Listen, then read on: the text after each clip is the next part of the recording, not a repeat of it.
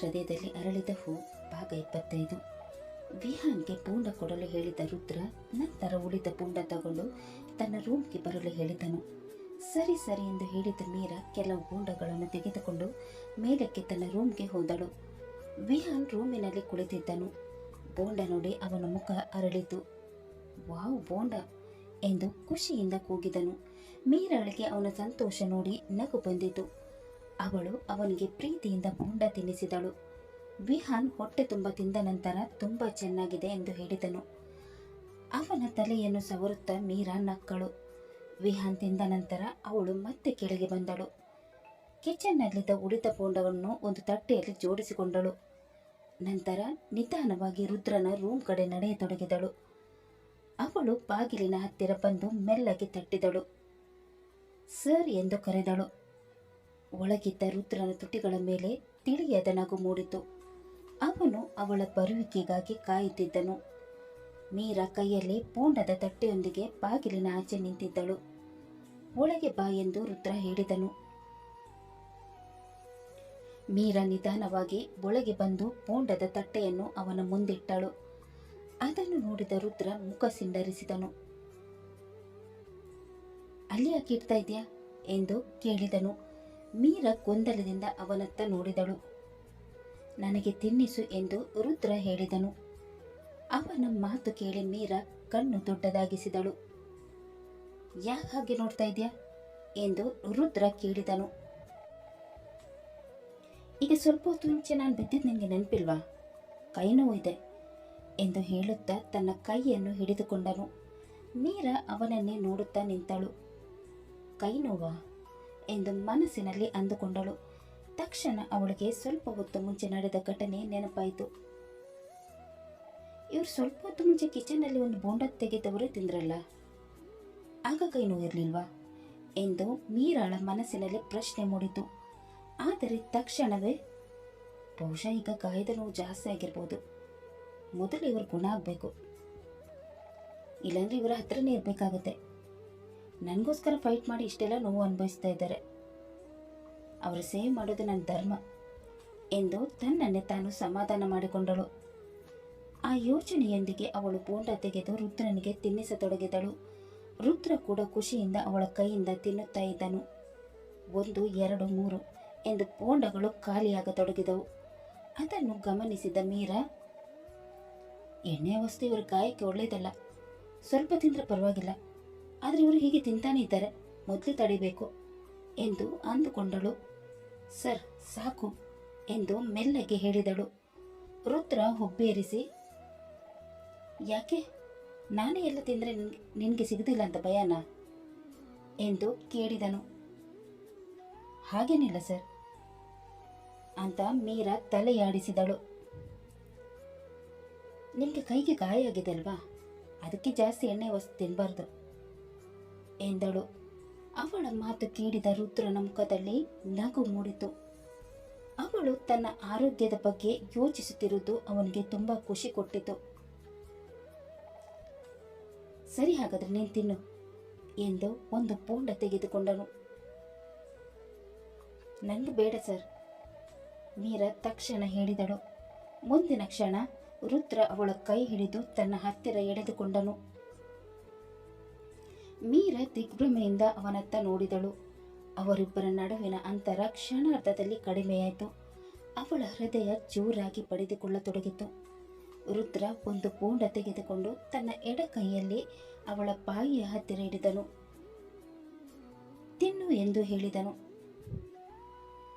Sir ಬಿಡಿ, ನಿಮ್ಮ ಕೈಗೆ ನೋವಿದೆ ಅಲ್ವಾ ಎಂದು ಮೀರಾ ಗಾಬರಿಯಿಂದ ಹೇಳಿದಳು. ಅವಳ ಮಾತು ಕೇಳಿ ರುದ್ರ ನಗುತ್ತಾ, ಕೈ ನೋವು ಈ ಕೈಯಲ್ಲಿರೋದು ಎಂದು ತನ್ನ ಬಲಗೈ ತೋರಿಸಿದನು. ಇದು ಎಡಕೈ ಎಂದು ಹೇಳಿ ಮತ್ತೆ ಬೋಂಡವನ್ನು ಅವಳ ಬಾಯಿಯ ಹತ್ತಿರ ತಂದನು. ಮೀರಾಳಿಗೆ ಏನು ಹೇಳಬೇಕು ಎಂಬುದೇ ಗೊತ್ತಾಗಲಿಲ್ಲ. ಇವ್ರಿಗೆ ತಿನ್ನೋಕೆ ಕೈ ನೋವಾಗುತ್ತೆ, ಆದರೆ ನನಗೆ ಎಡಗೈಯಲ್ಲಿ ತಿನ್ನಿಸ್ತಾ ಇದ್ದಾರೆ, ಏನು ಅಂತಾನೆ ಇವ್ರನ್ನ ಅರ್ಥ ಮಾಡ್ಕೊಳಕ್ಕಾಗಲ್ಲ ಎಂದು ಮನಸ್ಸಿನಲ್ಲಿ ಅಂದುಕೊಂಡಳು. ಆದರೆ ರುದ್ರನ ಕಣ್ಣುಗಳಲ್ಲಿ ಕಾಣಿಸುತ್ತಿದ್ದ ಸಂತೋಷವನ್ನು ನೋಡಿ ಅವಳು ಮತ್ತೇನೂ ಮಾತನಾಡಲಿಲ್ಲ. ನಿಧಾನವಾಗಿ ಬೋಂಡಾದ ಒಂದು ತುಂಡನ್ನು ಬಾಯಿಗೆ ಹಾಕಿಕೊಂಡಳು. ಅದನ್ನು ಕಂಡ ರುದ್ರನ ಮುಖದಲ್ಲಿ ಗೆಲುವಿನ ನಗು ಮೂಡಿತು. ಕೊನೆಗೂ ನನ್ನ ಕೈಯಿಂದ ತಿನ್ನಿಸಿದೆ ಎಂದು ಮನಸ್ಸಿನಲ್ಲೇ ಖುಷಿಪಟ್ಟನು. ಆದರೆ ಮೀರಾಳ ಮನಸ್ಸಿನಲ್ಲಿ ಮಾತ್ರ ಹೊಸ ಪ್ರಶ್ನೆ ಹುಟ್ಟಿತ್ತು. ಇವರು ನನ್ನ ಬಗ್ಗೆ ಇಷ್ಟು ಕಾಳಜಿಯಾಗಿ ತೋರಿಸ್ತಾ ಇದ್ದಾರೆ. ಅವಳಿಗೆ ಬೋಂಡ ತಿನ್ನಿಸಿ ಆದ ಮೇಲೆ ರುದ್ರ ಅವಳತ್ತ ನೋಡಿದನು. ಮೀರಾ, ನನ್ನ ಮೈಯೆಲ್ಲ ವಾಸನೆ ಬರ್ತಾ ಇದೆ, ನಾನು ಸ್ನಾನ ಮಾಡಬೇಕು. ಮಾಡಿ ಸರ್, ಅದನ್ನು ನನಗೆ ಹೇಗೆ ಹೇಳ್ತೀರಾ ಎಂದು ಮೀರಾ ಸಹಜವಾಗಿ ಕೇಳಿದಳು.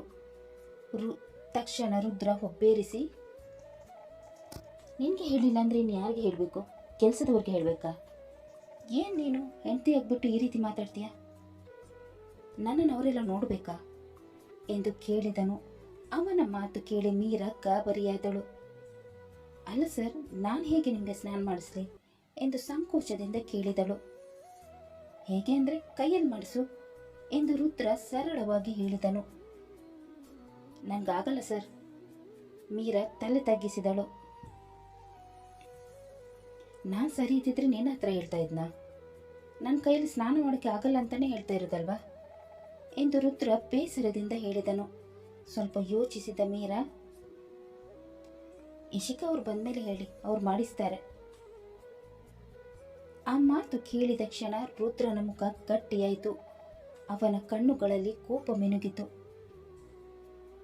ಈಗ ಏನು, ನಿನ್ನ ಕೈಯಲ್ಲೇ ಆಗಿಲ್ಲ ಅಂದರೆ ಹೇಳು, ನಾನೇ ಮಾಡ್ತೀನಿ ಎಂದು ಕೋಪದಿಂದ ಹೇಳಿದನು. ಮುಂದಿನ ಕ್ಷಣ ಅವನು ಕಷ್ಟಪಟ್ಟು ತನ್ನ ಶರ್ಟ್ ಬಿಚ್ಚಲು ಪ್ರಯತ್ನಿಸತೊಡಗಿದನು. ಗಾಯದ ಕಾರಣ ಅವನ ಮುಖ ನೋವಿನಿಂದ ಸಿಂಡರಿಸಿತು. ಅದನ್ನು ನೋಡಿದ ಮೀರಳಿಗೆ ಸಹಿಸಲಾಗಲಿಲ್ಲ. ಅವಳು ತಕ್ಷಣ ಅವನ ಹತ್ತಿರ ಬಂದಳು. ಆದರೆ ರುದ್ರ ಕೋಪದಿಂದ ಅವಳ ಕೈ ತಳ್ಳಿ,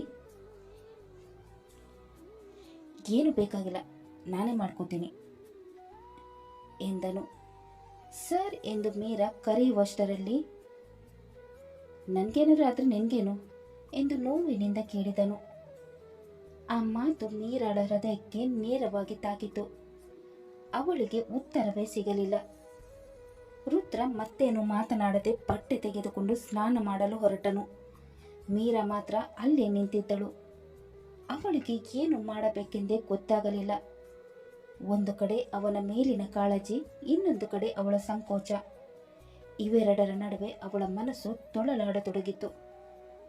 ರುದ್ರ ಬಾತ್ರೂಮ್ ಕಡೆ ಹೋಗುತ್ತಿದ್ದನು. ಮೀರಾ ಅಲ್ಲೇ ನಿಂತು ಅವನ ಬೆನ್ನನ್ನು ನೋಡುತ್ತಿದ್ದಳು. ಅವನ ಪ್ರತಿಯೊಂದು ಹೆಜ್ಜೆಯಲ್ಲೂ ನೋವು ಕಾಣಿಸುತ್ತಿತ್ತು. ನನಗೇನಾದ್ರೂ ಆದರೆ ನಿನಗೇನು ಎಂದು ಅವನು ಹೇಳಿದ ಮಾತು ಮತ್ತೆ ಮತ್ತೆ ಅವಳ ಕಿವಿಯಲ್ಲಿ ಪ್ರತಿಧ್ವನಿಸತೊಡಗಿತು. ಅವಳ ಮನಸ್ಸಿಗೆ ಏನೋ ಚುಚ್ಚಿದಂತಾಯಿತು. ಅಷ್ಟರಲ್ಲಿ ರುದ್ರ ಬಾತ್ರೂಮ್ ಬಾಗಿಲಿನ ಹತ್ತಿರ ತಲುಪಿ ನಿಂತನು. ಕಷ್ಟಪಟ್ಟು ಟವೆಲ್ ಮತ್ತು ಬಟ್ಟೆಗಳನ್ನು ಹಿಡಿದುಕೊಳ್ಳಲು ಪ್ರಯತ್ನಿಸುತ್ತಿದ್ದನು. ಅವನ ಮುಖದಲ್ಲಿ ನೋವು ಸ್ಪಷ್ಟವಾಗಿ ಕಾಣಿಸುತ್ತಿತ್ತು. ಅದನ್ನು ನೋಡಿದ ಮೀರಾಳ ಮನಸ್ಸು ಕರಗಿತು. ಸರ್ ಎಂದು ಅವಳು ನಿಧಾನವಾಗಿ ಕರೆದಳು. ರುದ್ರ ತಿರುಗಿ ನೋಡಲಿಲ್ಲ. ನಿಮಗೆ ನಿಜವಾಗ್ಲೂ ಸಹಾಯ ಬೇಕಿದ್ರೆ ನಾನು ಮಾಡ್ತೀನಿ ಸರ್ ಎಂದು ಮೀರಾ ಮೆಲ್ಲಗೆ ಹೇಳಿದಳು. ಆ ಮಾತು ಕೇಳಿದ ಕ್ಷಣ ರುದ್ರನ ತುಟಿಗಳ ಮೇಲೆ ಸಣ್ಣ ನಗು ಮೂಡಿತು. ಆದರೆ ಅದನ್ನು ಮರೆಮಾಚಿಕೊಂಡು, ಬೇಡ, ನಿನ್ನ ಕೈಲಿ ಆಗಲ್ಲ ಅಲ್ವಾ ಎಂದು ಕೋಪ ಇದ್ದವನಂತೆ ಹೇಳಿದನು. ಸರ್, ನಾನು ಹಾಗೆ ಹೇಳಿಲ್ಲ ಎಂದು ಮೀರಾ ತಕ್ಷಣ ಹೇಳಿದಳು. ಹಾಗಿದ್ರೆ ಏನು ಹೇಳಿದೆ ಎಂದು ರುದ್ರ ತಿರುಗಿ ಕೇಳಿದನು. ಮೀರಾ ಸ್ವಲ್ಪ ಮುಜುಗರದಿಂದ, ನನಗೆ ಸಂಕೋಚ ಆಗ್ತಾ ಇತ್ತು ಎಂದಳು. ಅವಳ ಉತ್ತರ ಕೇಳಿ ರುದ್ರನ ಕೋಪ ಸಂಪೂರ್ಣ ಮಾಯವಾಯಿತು. ಎಂದು ತಲೆ ಆಡಿಸಿದನು. ನಂತರ ಸ್ವಲ್ಪ ಹೊತ್ತು ಮೌನವಾಗಿ ನಿಂತು, ಸರಿ, ಹಾಗಾದ್ರೆ ಹೊರಗೆ ಇರು, ಏನಾದರೂ ಬೇಕಾದ್ರೆ ನಾನೇ ಕರಿತೀನಿ ಎಂದನು. ಸರಿ ಸರಿ ಎಂದು ಮೀರಾ ಉತ್ತರಿಸಿದಳು. ರುದ್ರ ಬಾತ್ರೂಮ್ ಒಳಗೆ ಹೋದನು. ಆದರೆ ಕೆಲವೇ ನಿಮಿಷಗಳಲ್ಲಿ ಮೀರಾ ಎಂದು ಕರೆದನು.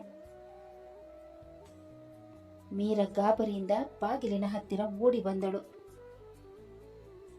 ಏನಾಯ್ತು ಸರ್ ಎಂದು ಕೇಳಿದಳು.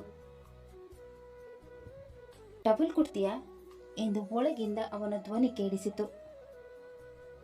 ಮೀರಾ ಟವಲ್ ತೆಗೆದುಕೊಂಡು ಬಾಗಿಲಿನ ಹತ್ತಿರ ನಿಂತಳು. ಸರ್, ಬಾಗಿಲು ತೆರೆಯಿರಿ ಎಂದಳು. ಮುಂದಿನ ಕ್ಷಣ ಬಾಗಿಲು ಸ್ವಲ್ಪ ಮಾತ್ರ ತೆರೆಯಿತು. ಒಳಗಿಂದ ರುದ್ರ ತನ್ನ ಎಡಕೈ ಹೊರಗೆ ಚಾಚಿದನು. ಮೀರಾ ಟವಲ್ ಕೊಡಲು ಮುಂದಾದಳು. ಆದರೆ ರುದ್ರ ಟವಲ್ ಜೊತೆಗೆ ಅವಳ ಕೈಯನ್ನು ಹಿಡಿದುಕೊಂಡನು. ಮೀರಾ ಬೆಚ್ಚಿ ಬಿದ್ದು ಸರ್ ಎಂದು ಕರೆದಳು. ಥ್ಯಾಂಕ್ ಯು ಎಂದು ರುದ್ರ ನಗುತ್ತಾ ಹೇಳಿದನು. ಅವನ ಧ್ವನಿಯಲ್ಲಿ ಈಗ ಕೋಪ ಇರಲಿಲ್ಲ, ಪ್ರೀತಿ ಮತ್ತು ಹಕ್ಕು ಮಾತ್ರ ತುಂಬಿಕೊಂಡಿತ್ತು. ಮೀರಾಳ ಹೃದಯದ ಬಡಿತ ಮತ್ತೆ ವೇಗವಾಯಿತು.